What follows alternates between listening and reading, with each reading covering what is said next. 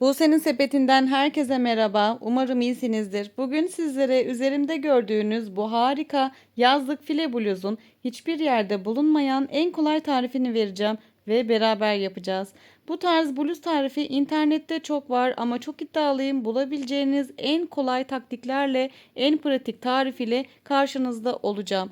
Gördüğünüz gibi çok şık ve tarz bir duruşu var. Emin olun herkes hangi mağazadan aldığınızı ve fiyatını soracak. Şimdi iştahınız kabardıysa yapımına geçelim. Geçmeden önce videoyu beğenmeyi, abone olmayı ve yorum atmayı da lütfen unutmayın. Haydi başlayalım. Önce ölçüyü vermekle başlayacağım size. Çünkü bu file bluzda yapmamız gereken şey sayılar değil. Tamamen mezura ile santim odaklı ilerleyeceğiz.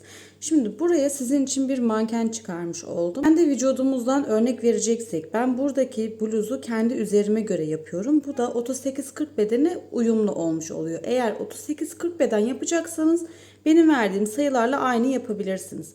Ama eğer siz 42-44 bedenseniz o zaman şu kısmı baz alacaksınız. Simit dediğimiz bakın bölüm var biliyorsunuz. Tam bu bölümü ölçeceksiniz. Bir yandan diğer yana burayı ölçeceksiniz. Ben burayı ölçtüğümde benim 50 santim çıkıyor. Ama ben 50 santim tam olarak uzatmıyorum da biraz daha pay bırakıp bunu 53-54 santim yapıyorum. Yani benim şu tam simitlerim olduğu kısım 50 santim. Ama ben onu 53 santim olarak yapmış oluyorum. Aynı zamanda yüksekliğini de nasıl ayarlayabiliriz? Bir de onu göstereyim.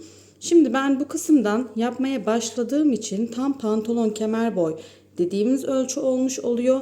Buradan yukarısı bakın şu boğazımızın tam çukuru olan yere kadar örgümüzü örüyoruz. Burası 50 santim. 50 santim boyunca yüksek bir kare parça örmüş oluyorum. Şimdi ben buradan başlayıp bu kısma kadar öreceğim ama nasıl başladığımı size de göstermek istiyorum. Bu rengimin eğer kodunu merak ederseniz sizin için gösterebilirim. 390 numara. Malum ip markası çünkü ismini göstermiyorum ama sanırım hepiniz anlamışsınızdır. 390 numara renk kodu ile böyle bir parçayı başladım. Şimdi sizin için hemen bunun başlangıcını göstermek istiyorum. İlk önce dediğim gibi zincirlerle başlıyoruz.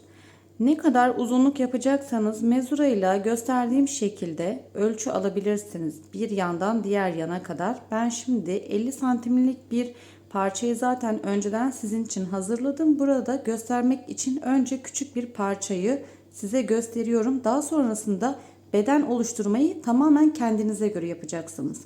Ama 38-40 bedene kadarım ben zaten diyorsanız 55 santimlik bir şöyle parça hazırlamamız bize yetmiş oluyor. Çok fazla sıkı olmayan zincirlerimizi uzunca çekmiş oluyoruz. Dediğim gibi ölçüyü kendinize göre ayarlayacaksınız. Ben burada kendime göre hazırladığım için kendime göre zincirimi çektim. Uzunca bir zincir çekiyorum. Sizin için 20 santim kadar şöyle orta gevşeklikte bir zincir çektim. Bunun üzerine dediğim gibi siz kendi ölçünüze göre hazırlayacaksınız. Üzerine ipimi alıyorum. 5 tane zincir sayıyorum. İleriye doğru. 2, 3, 4, 5 tane zincirimi bakın saydım. Üzerine ipimi aldım. 6. zincir yuvasının içerisine üçlü trabzan yapıyorum. 1, 2, 3. 2 zincir çekiyorum. Üzerine ipimi doladım. 2 zincir atlıyorum. İlk kurulum sırası bu şekilde. 1, 2 atladım. 3. zincir yuvasına giriyorum. Ve buraya ikili trabzan. 1, 2. Üzerine ipimi doluyorum. 2 tane zincir atladım. 3. zincir yuvasının içine ikili bir trabzan. 2 zincir çekiyorum. Üzerine ipimi doladım. Tekrar 2 zincir atlıyorum. 3. zincir yuvasının içerisine bir trabzan. Bu şekilde ilk sıramızı 5 tane zincir ile yukarıya çıkıyoruz. Ama ilk yaptığımız direkt üçlü trabzan. Daha sonrasındaki trabzanlarımız ikili trabzan oluyor. 2 zincir atlıyorum. 3. zincir yuvasına ikili trabzan, aralarda 2 zincir. İlk sırayı bu şekilde tamamlıyoruz. Sıra sonumuza kadar geldik. Kalan zincirlerimiz olabilir. Sakın zincir kaldı, ben bunu sökeyim tekrardan yapayım diye uğraşmayın. İşlem sonunda buradan tekrardan bunu sökebiliriz, düzeltebiliriz. 5 tane zincir çekiyorum ve örgümün arka yüzünü çeviriyorum. Üzerine ipimi aldım. İlk kutucuğumuzun sıra başlarında içerisine üçlü trabzan yapıyoruz. 3 de çıktım. 2 zincir, üzerine ipimi alıyorum. Sırada gelen boşluk kutu içerisine ikili trabzan. 2 zincir. Tekrar sırada gelen boşluk içerisine ikili trabzan. Sıra sonlarında üçlü trabzan yapıyoruz. Yukarıya çıkmak için 5 zincir çekiyoruz. Hemen hızlıca tekrardan gösteriyorum. Kutunun içerisine isterseniz zincirin tam ortasına da batabilirsiniz ama bu elinizi çok fazla yavaşlatır. O yüzden direkt içerisinden ipimi geçirerek ikili trabzan yapıyorum. Bu şekilde petek dokuyu elde etmiş oluyoruz. Hemen sıra sonuna kadar devam ediyorum. Sıra sonuna kadar geldik. Bakın tam buradayım. 2 zincir daha çekiyorum. Üzerine ipimi aldım. Son kutucuğumuzun içerisine giriyorum. 1, 2, 3 tane trabzanımı yaptım. 5 zincir çekerek bir üst sıraya geçmiş oluyorum.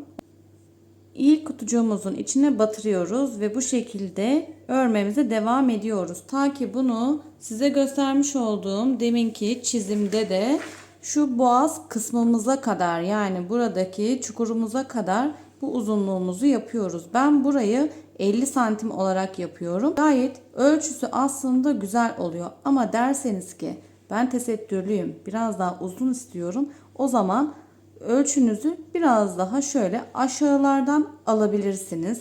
Ya da bunu elbise yapacaksınızdır. O zaman ölçüsünü tamamen kendinize göre ayarlayabilirsiniz.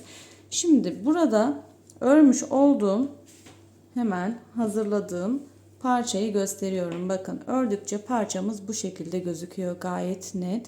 Trabzanlarımızı çok fazla sıkmadan parçamızı hazırlıyoruz. Ta ki bu 50 santim olana kadar, şu ana kadar 35 santim örmüşüm. Tekrardan bunu örmeye devam ediyorum. 50 santim olduğunda sıra başında tekrardan duracağız. Sıra başında omuz kesmeyi bırakıp diğer tarafa nasıl geçiyoruz, arka kısmını nasıl öreceğiz onu göstereceğim. Şimdi artık kutucuklarımızı yapabiliriz.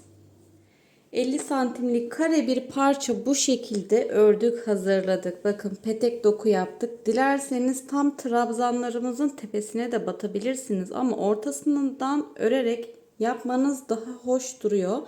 Şimdi omuz detaylarımızı hazırlamış olacağız. Omuz için ben genelde bu bedene göre yapıyorsam 12 tane kutucuk bırakmış oluyorum. 12 kutucuk boyunca örgüme devam ediyorum.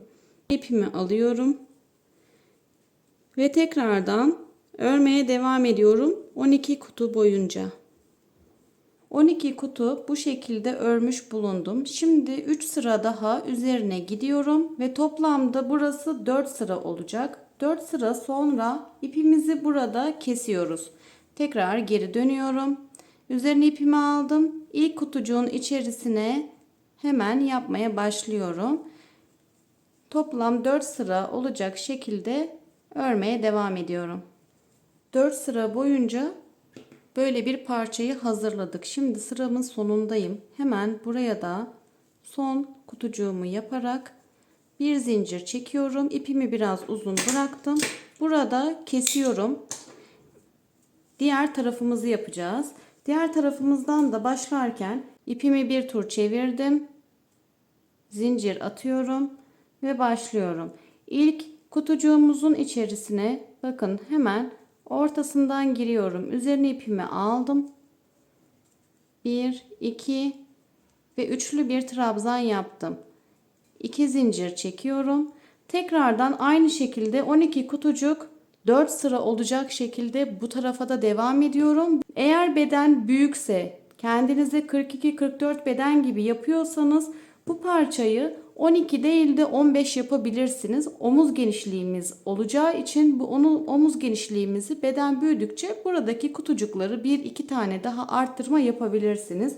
En püf noktalarından bir tanesi de buydu. Şimdi aynı şekilde buraya da 4 sıra daha kutucuk yapıyorum ama burada ipimi kesmiyorum. Nasıl devam ettiğimizi hemen hızlıca göstereceğim. Örelim ve gelelim. 4 sıra boyunca 12 kutucuk da bu tarafımıza yaptık. Bakın ipimizin sonu zaten burada. Şimdi burada ipimizi kesmiyoruz. 5. sıramızda bize bakan yönümüzden itibaren örmeye devam ediyoruz.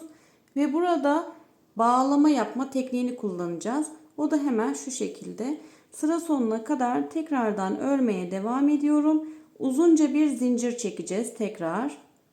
Tam bu boyun oyuntusunda benim yapmış olduğum 22 kutucuk varmış. Bu 22 kutucuğun uzantısı kadar çok sıkı bir zincir olmamak şartıyla uzunca zincir hazırlıyorum. Başlıyorum zincir çekmeye. Sayısı hiç önemli değil. Bunu kendimiz ayarlama yapacağız. Bu modelde sayılar değil, santimlere yer vermiş oluyoruz. Bakın şimdilik daha burasındayım. Tekrar çekmeye devam ediyorum. Modelin bir ucundan diğer ucuna tuttuğumda bakın şu görünümü sağlamış olacağız. Orta gevşeklikte bu boşluk ayarında kadar bir zincir çekiyoruz. Tekrardan üzerime ipi alıyorum ve buradaki diğer omuz parçasının üzerine gitmeye başlayacağım. Hemen ilk yuvasını hazırladım. Bakın 2 zincir üzerine ipimi aldım. Hemen kutucuğun içerisine tekrardan örmeye devam ediyorum. Bu kısımda da 11 tane olabilir. Buraya gizliden 12 adet yapmaya gayret gösterin. Çünkü parçamız 12 kutucuktu. Hemen sıra sonuna kadar tekrar geliyorum. Örüp tam burada zincirin üzerine nasıl gidilecek onu göstereceğim.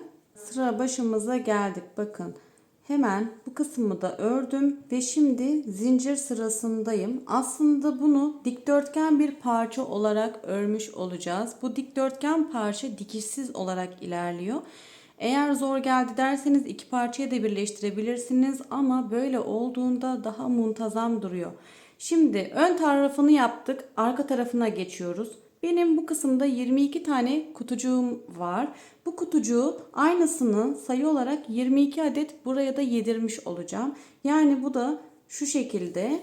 Üzerine ipimi aldım. 2 zincir çekmiştim. Sıradaki zincir yuvasının içerisinden bir trabzan, 2 zincir, üzerine ipimi aldım. 2 zincir atladım. Tekrar bir trabzan yaparak buradaki mesafeyi 22 kutucuk olarak ayarlama yapıyorum. Hemen buraya 22 tane kutucuğu hazırlıyorum. 22 adet kutucuğumu zincirin üzerine bu şekilde hazırlamış oldum. Bundan sonrasını nasıl yaptıysak arka tarafını da aynı yapıyoruz. Benim tam uzunluk ölçüm 42 kutucuk. 42 kutucuk daha şimdi bu sırayı da sayarak başlıyorum tekrardan arka yüzeyini örmeye. Uç kısmına geldiğimizde tekrar ipini kopartmıyoruz. Karşılıklı olarak birleştirip kol oyuntumuza geçeceğiz. Tekrardan örmeye devam ediyorum. 42 sıra boyunca bütün kutularımızı bu şekilde ördük ve petek dokuyu elde ettik. Bakın boyun oyuntumuz tam burada. Ön ve arkayı hiç ip kopartmadan tek seferde dikişsiz olarak hazırlamış olduk. Şimdi bu iki parçayı eşit olarak birbirine katlıyorum. Her iki ucunu birden ve bize lazım olan tek şey buradaki kol oyuntumuzu bırakmak. Kol oyuntumuzu bırakacağımız için sıra başında ipimi kopartmadım. Buradan yukarıya doğru gidip daha sonrasında kol içinde spiral bir şekilde örmeye devam edeceğiz. Her iki ucunu eşit şekilde eşleştiriyorum. Örgümü düzelttim. Önden ve arkadan ikisi de eşit olacak. Bu şekilde. Daha sonrasında kol için 20 santim kadar bir pay bırakıyorum. Tam omuzundan şöyle tutup 20 santimlik bir parça bırakıyorum. Bu şekilde. Ve ben burayı karıştırmayayım diye şöyle ilmeklerimi karşılıklı olarak ilmek ayracı ile birleştirdim. Bizim kol ağımız olmuş oldu. Buraya kadar karşılıklı olarak şimdi birleştiriyoruz. Sıra sonuna kadar geldiğim örgüme 3 adet zincir çekiyorum. Direkt diğer örgümün parçasının ilk kutucuğunun içerisine bir sık iğne, 3 zincir, karşı taraftaki örgümün ikinci kutucuğuna sıra ile bunu bu şekilde yapıyoruz. Sabitledim, 3 zincir. Karşı kutuya sabitliyorum, 3 zincir. Karşı tarafa geçiyorum. Bakın buraya yapmıştık. Şimdi buradayız. Buraya geçiriyorum ve 3 zincir. Bu şekilde zikzak yaparak kol altımıza kadar ilerleme yapıyoruz. Aralarda 3 zincir. Bakın bu şekilde gözükmüş oluyor. Umarım net gözüküyordur. Zikzak olarak burayı birleştireceğiz. Sık iğne de yapabilirsiniz ama en güzeli bu şekilde. Tekrardan 3 zincir çektim. Sıradaki kutucuğun içerisine sabitledim. 3 zincir çekiyorum. Sıradaki kutucuğun içerisine sabitliyorum. Bu şekilde işaretlediğim yere kadar kol altı bölümüne kadar geliyorum. Söylemiş olduğum yere kadar bakın geldim. Ayracım burada. Ayracımın olduğu yerleri de karşılıklı olarak birleştirdim. Bundan sonrasını artık kol olarak devam edeceğiz. Bir uçtan başladık. Omuzumuzu ördük. Tekrardan arka tarafa geçerken uzunca bir zincir çektik. Tekrar arka tarafımızı dümdüz bir şekilde ördük. Birleştirmeye gelince 3'er adet zincirle bakın bu şekilde zikzak olarak birleştirme yaptık. Bu şekilde birleştirme yaptığımızda model hem biraz daha genişlemiş oluyor hem de burası yan tarafımızda kaldığı için o sık iğne görüntüsünden daha hoş bir görünüme sahip oluyor. Ben bunu yıllardan beri hep bu şekilde yapıyorum ve çok yana geldiği için de tarz durduğunu düşünüyorum. Şimdi kol altına kadar geldik. Buradan itibaren yapmamız gereken şey şu. Sadece spiral bir şekilde döneceğiz. Yani sıra başımız yok. Sürekli döne döne kolumuzu bitireceğiz. Ölçü almayı da kolda nasıl yapacağız onu göstereceğim. Fakat koldan kola değişir. Bazı insanların kol ölçüsü bir tık kısa, bazılarında bir tık uzun olur. O yüzden kol ölçüsünü alabilmek için fark ettiyseniz modelin diğer tarafını açık bıraktım.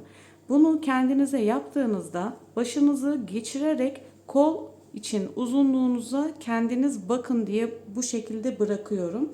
Daha sonrasında aynı ölçüden diğer tarafa da zaten yapmış olacağız. Çok kolay ama santimlerle ilerlemiş oluyoruz. Sayılar çok fazla burada bize lazım değil. 2 zincirimi çektim. Yanındaki kutucuk içerisine ikili trabzan, 2 zincir, sırada gelen kutucuk içerisine ikili trabzan olarak sırayı dönmeye başlıyorum. Kendi kolumun sıra boyu 32 sıra ama siz bunu daha kısa ya da daha uzun da yapabilirsiniz. Dediğim gibi diğer yanı bilerek boş bırakıyorum ki birleştirmeden önce kol ölçüsünü alabilin. Tekrar 2 zincir, üzerine ipimi aldım, ikili trabzan. Bu şekilde sıra sonuna kadar şuraya kadar tekrardan geri dönüş yapıyorum örerek. Bu şekilde örerek geldik. Şimdi tekrar buradayız. Buradan itibaren yeni bir sıraya geçmiş oluyoruz. Umarım net gözüküyordur. 2 zincir daha çekiyorum. Üzerine ipimi aldım. Sırada gelen kutucuğun içerisine ikili trabzan yaparak sıramı artık örmeye başlıyorum. Bundan sonrasında zaten bir üst sıraya geçme gibi bir derdimiz yok. Spiral bir şekilde örgümüzü öreceğiz. Sıramız aynı nasıl olacak derseniz kolumuzu bu şekilde koyduğumuzda hemen göstermek istiyorum. En üst sırasından peteklerimizi şu kutularımızı sayarak yapmış olduğunuz sırayı öğrenebilirsiniz. Bitirme kısmını da tekrardan göstereceğim. Şimdi tekrardan burayı 32 sıra boyunca kolumuzu örmeye devam ediyorum. 32 sıra boyunca kol uzantısını bu şekilde hazırladım ve kolumu bitirdim. Bu şekilde aynı sayıları nasıl yaptıysanız diğer tarafa da aynı yapacaksınız. Bu kadar kolay ve eğlenceliydi modelimiz. Tam kol altımıza geldiğimizde bakın bitiş noktasını da göstermek istiyorum. Kol uzantımıza geldik, bitirdik artık. Kolumuzun alt kısmına gelecek şekilde örmeye devam ediyoruz. Buraya geldiğimizde 2 zincir daha çektim. Burada ilmeğimi kaydırdım. Trabzan tepesinden bir tane ilmek kaydırdım. Bir zincir çektim. İpimi uzattım. Ve burada ipimi artık kesiyorum. Diğer kola da yapıyoruz tabii ki. Aynı şekilde birleştirmemizi yapıyoruz. 3 zincir çekerek karşılıklı zikzak olarak aynı sayılarda nasıl bu tarafı yaptıysak diğer tarafı da yapıyoruz. Bir projemizin daha sonuna geldik. Bu gibi videoların daha fazla gelmesini dilerseniz sayfama abone olmayı, bu videoyu da beğenmeyi lütfen unutmayın. Bir sonraki projemiz ne olsun? Aşağı yorumları onu da yazarsanız ayrıca mutlu olurum. Teşekkürler.